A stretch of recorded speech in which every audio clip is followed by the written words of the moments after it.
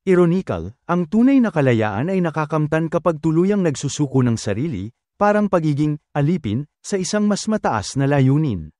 Sa mundo na pinupuri ang pagiging malaya at makasarili, ito ay tila nakakatawa.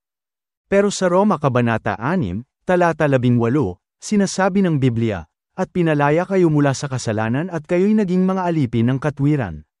Ibig sabihin ng talatang ito ay kapag pinili mong sundin ang Diyos, hindi ka na kontrolado ng mga masamang bagay, kasalanan, kundi nagsisimula ka ng gumawa ng tama at mabuti, katwiran. Para bang malaya ka na sa paggawa ng masama, at nais mo na ngayong gumawa ng mga bagay na ikinalulugod ng Diyos.